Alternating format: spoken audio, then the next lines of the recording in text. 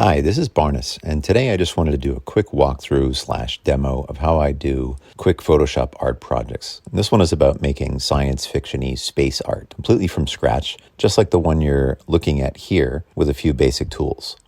You'll notice that the more detailed the image becomes, the more professional it looks.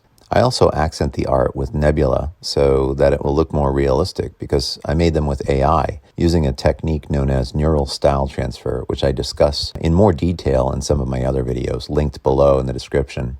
So let's get started.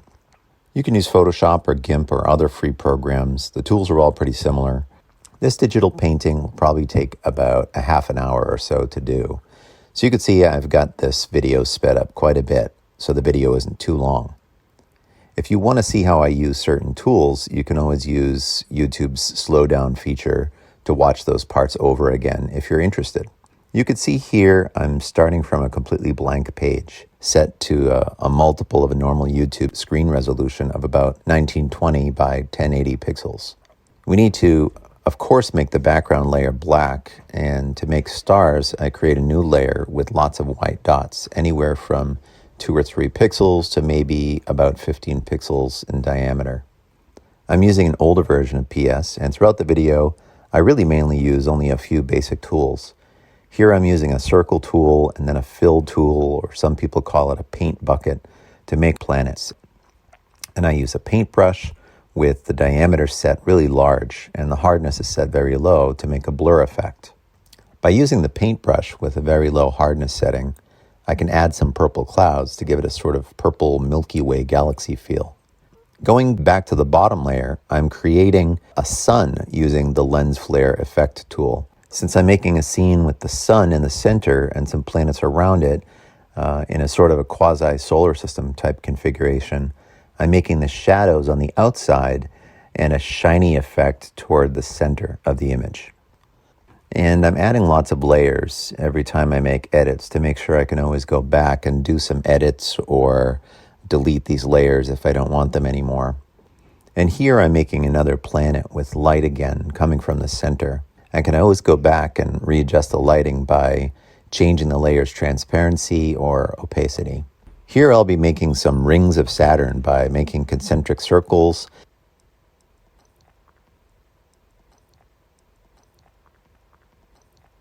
and then using the Control-T or transform tool to change its shape to be a little bit more three-dimensional. And then selecting the orange planet and cutting out parts of the disk that are behind the planet and making it all a bit more transparent.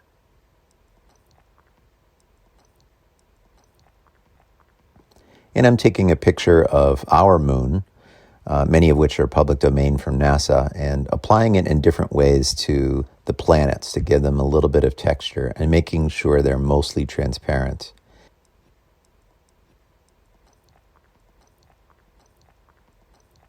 It's these little details that really make the image seem more realistic.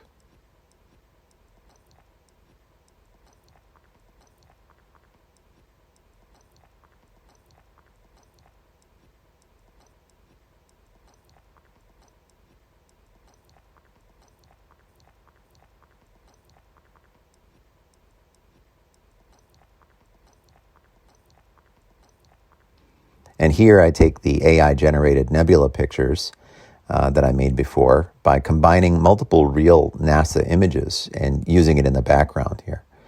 Doing this gives it a bit of texture, and of course, sci-fi space scenes always seem to have some gratuitous nebula in there.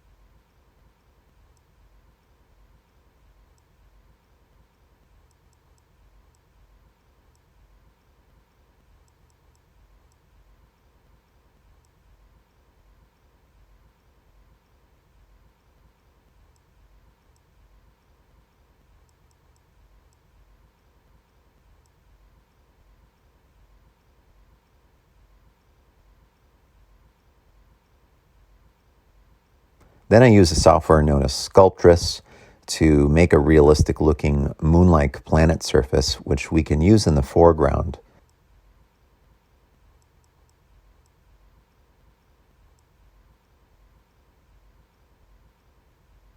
This software is quite easy to use for this. You can just play around with some of the tools and you can make something just like this in no time at all. And I'm going to cut out the part I like and manipulate it a bit to make it fit into the scene.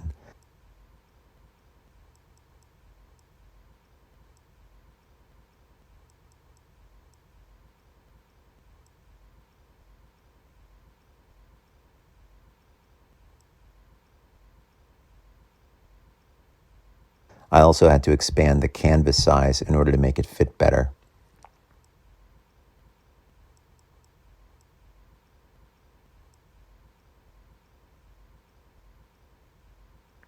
After changing the hue a little bit and trying out a few filters, I ended up using one filter that creates noise for some texture here.